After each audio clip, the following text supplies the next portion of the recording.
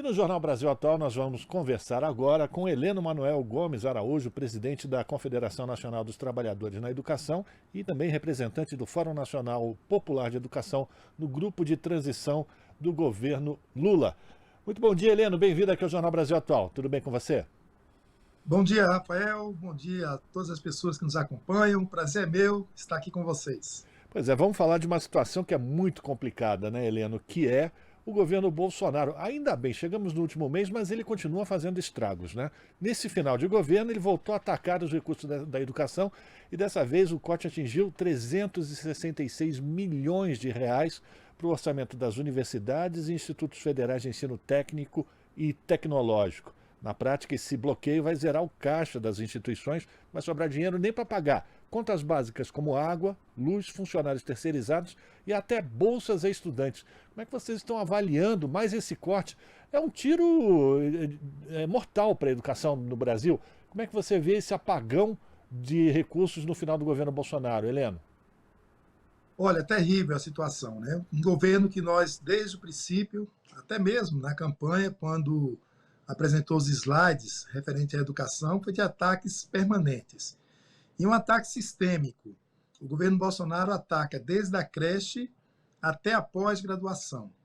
Mês a mês, a nossa luta, né, contra cortes em bolsas de estudos, contra obras que estão paradas na educação infantil, na construção de creche, a retirada permanente do orçamento da educação das nossas universidades públicas e dos institutos federais. Ano a ano, uma batalha para colocar esses recursos no orçamento da educação e mesmo conseguindo colocar no orçamento da educação, o governo faz esses bloqueios e retira os recursos que estavam destinados para universidades públicas e para os institutos federais. Batalhas permanentes durante esses 4 anos desse desgoverno Bolsonaro. E na reta final faz a mesma coisa. O importante, Rafael, que as pessoas entendam que esse trabalho, além de criminoso por parte do governo Bolsonaro, ele tem como base aquilo que o golpe de 2016 concretizou, que foi a aprovação da emenda constitucional número 95 de 2016. Uma emenda à Constituição perversa. O Brasil é o único país do mundo que colocou na sua Constituição Federal que durante 20 anos não haverá novos investimentos em políticas públicas, entre elas a educação. Quando a gente lê a Constituição Federal, e lá diz que no mínimo 18% dos impostos o governo federal deve investir em educação, com esta emenda 95 isso está congelado ou derretendo, porque o governo não é mais obrigado a colocar os 18%, porque a emenda 95 diz que ele tem só que recompor a inflação do ano anterior. E, ao mesmo tempo, permite que o governo federal retire recursos da educação para atender outras áreas do governo. E essas outras áreas são pagamento de juros da dívida, e esses recursos vão para as mãos dos bancos e daqueles milionários que compram papéis dos estados. Então, é importante que a população entenda que a emenda 95 é a vilã desse processo, por isso lutamos pela sua revogação. E este ato de Bolsonaro é um ato criminoso contra a educação pública, a universidade pública, os institutos federais, porque vai cair nisso que você falou, Rafael, delas fechar as portas, não ter como pagar as contas no final do mês. Por isso a nossa reação, e vamos continuar lutando para que isso seja revertido rapidamente. Agora, Heleno, você faz parte do grupo de transição, do GT de transição. Não te escuto, Rafael. Você está fazendo parte do grupo de transição, representante do Fórum Nacional Popular da Educação. Você consegue me ouvir?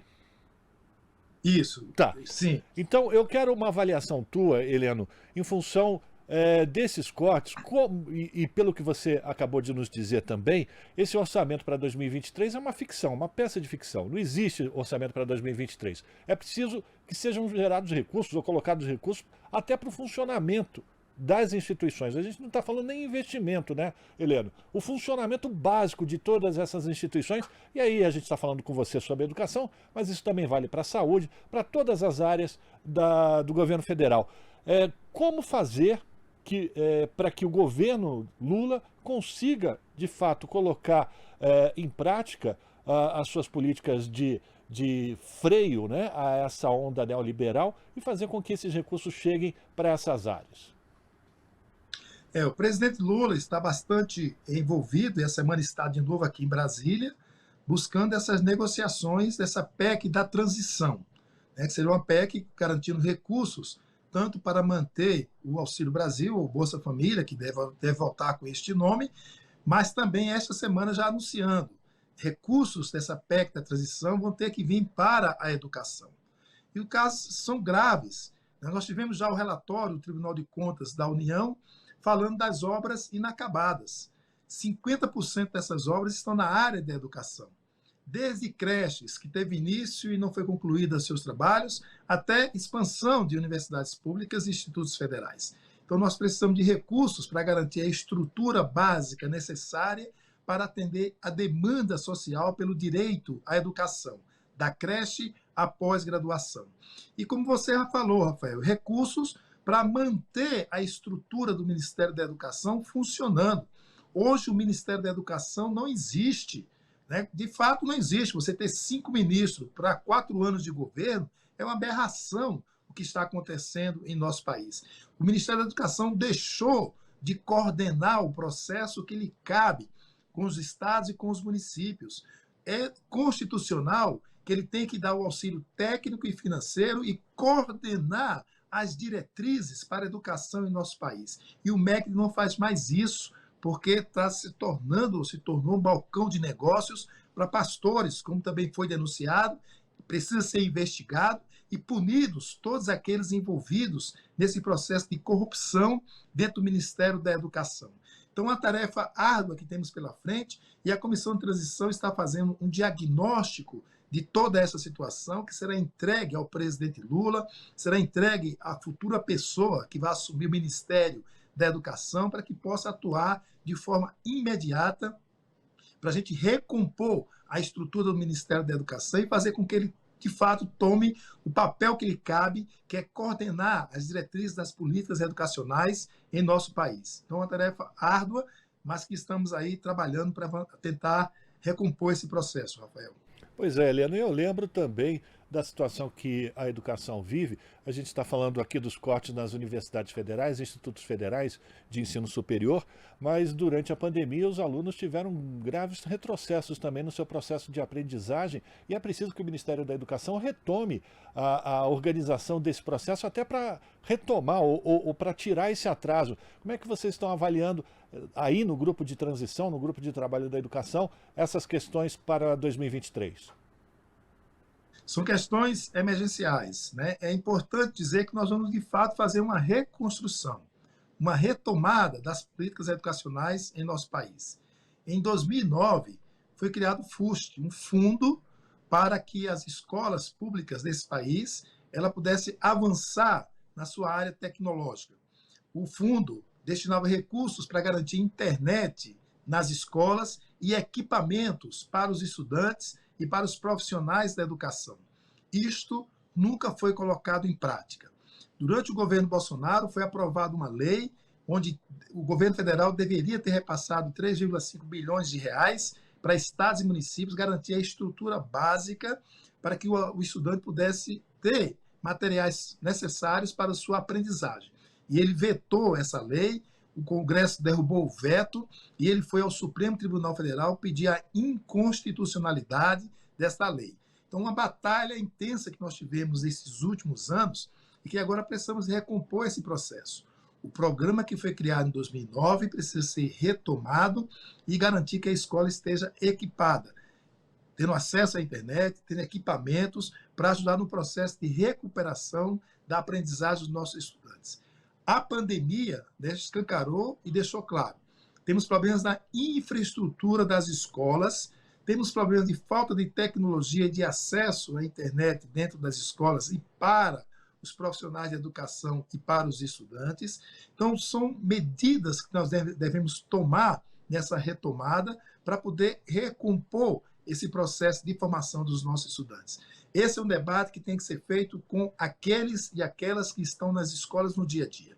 É importante que os trabalhadores, as trabalhadoras de educação, os estudantes, através das suas entidades representativas, pais, mães e responsáveis pelos nossos alunos também, que possuem entidades representativas, possam sentar com o governo federal, governos estaduais e municipais, para que possamos coletivamente fazer a discussão, fazer o debate e encontrar a melhor maneira de fazer a recuperação dessas aprendizagens e atualizar.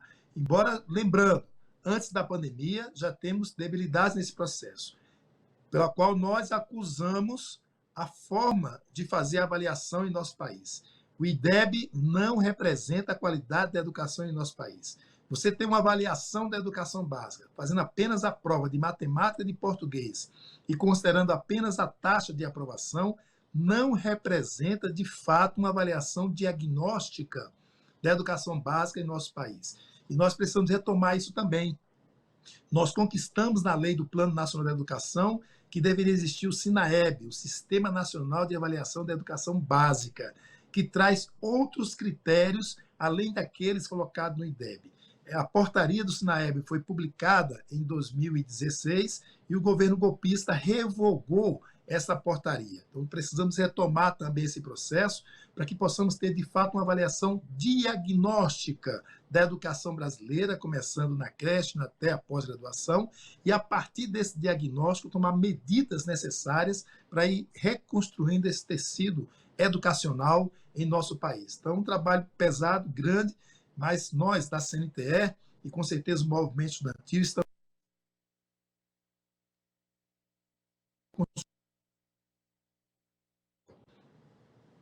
A gente está conversando com o Heleno Araújo, que é o presidente da Confederação Nacional dos Trabalhadores na Educação e também representante do Fórum Nacional Popular de Educação no grupo de trabalho de transição para o governo de Luiz Inácio Lula da Silva. A gente teve um pequeno problema com a conexão com o Heleno. Já podemos continuar essa conversa? Heleno, você continua nos ouvindo? Sim.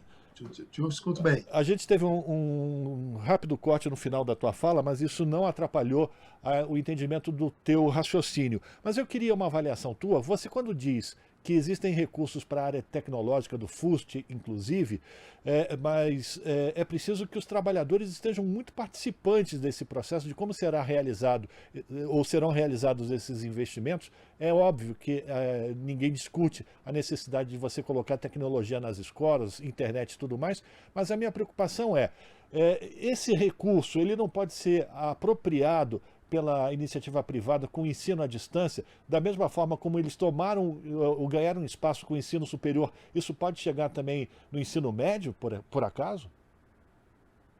Sim, esse é um risco que está colocado. Isso. Você vê, por isso que nós lutamos pela revogação da lei do novo ensino médio. Revogar, porque ela permite que até 40% do currículo no ensino A gente realmente está com uma dificuldade. Heleno, você consegue nos ouvir? Heleno? Jornal Brasil Atual, a gente está... Heleno, você consegue nos ouvir? A gente está com um problema sério de conexão. A sua internet está falhando muito. Você consegue nos ouvir, Heleno? Bom, enfim, a gente vai tentar retomar o contato com o Heleno Araújo, que é o presidente da Confederação Nacional dos Trabalhadores na Educação e também o representante do Fórum Nacional Popular de Educação no grupo de transição do governo Lula. A gente está conversando sobre mais esse ataque do governo de Bolsonaro, no final do governo de Bolsonaro, com os recursos destinados às universidades federais, institutos federais e também quais são as perspectivas para o próximo governo através do trabalho que está sendo realizado, das discussões que estão sendo realizadas pelo grupo de transição para o governo Lula. Temos continuidade agora com Heleno? Ainda é possível? Heleno, você novamente tivemos problema com a sua conexão, então eu queria que você falasse exatamente sobre esses riscos com essa modificação para o ensino médio. Isso. O risco, primeiro, é que afasta a juventude da escola. Essa lei de ensino médio afasta a juventude da escola. Depois, ela permite que até 40% do currículo seja entregue à iniciativa privada com educação à distância fora da escola. E terceiro, ela descaracteriza a profissão de professor e professora, quando autoriza a contratação pelo notório saber. Então, essa lei ela é perversa para a juventude, para os profissionais da educação e privatiza o ensino médio brasileiro. Por isso nós lutamos pela revogação da lei do novo ensino médio, Rafael. Perfeito. E quando é que vocês devem entregar, Heleno, o resumo dessas propostas que vocês vêm discutindo nesse grupo de trabalho no governo de transição? Qual a expectativa de vocês para a entrega desse relatório? Hoje, dia 30, será entregue o primeiro relatório. Ontem a comissão se reuniu, fechou o relatório, hoje será entregue à coordenação geral o primeiro relatório. E o segundo, que finaliza os trabalhos, será entregue dia 11 de dezembro. Perfeito. Vamos então terminar aqui essa nossa conversa com a Helena. A gente está tendo uma certa dificuldade, viu, Helena, com a conexão na internet. Enfim, a gente espera que os recursos da FUST sejam utilizados para que a gente consiga ter, inclusive, uma estabilidade no sinal da internet para a gente poder continuar essas nossas conversas e essas informações que são tão importantes. Mas a gente deseja para você e para todos aqueles que representam os trabalhadores na educação nesse governo de transição sucesso, que o governo Lula seja responsável pela retomada dos investimentos na educação e que a gente possa garantir uma menos desigualdade no acesso à informação para os próximos anos entre os nossos jovens. Heleno, muito obrigado pela tua participação, bom trabalho, viu? Obrigado, Rafael. E olha que eu estou falando aqui de Brasília, e estamos com problemas de conexão. Fico imaginando lá no interior do meu estado, lá de Pernambuco, como é que fica a situação dos meus colegas professores, professoras e dos nossos estudantes. Então, isso é um caso sério, o país tem um potencial de resolver isso, e a esperança é que a gente possa resolver com este novo governo do presidente Lula. Muito obrigado, Rafael, pelo convite, por estar aqui com vocês.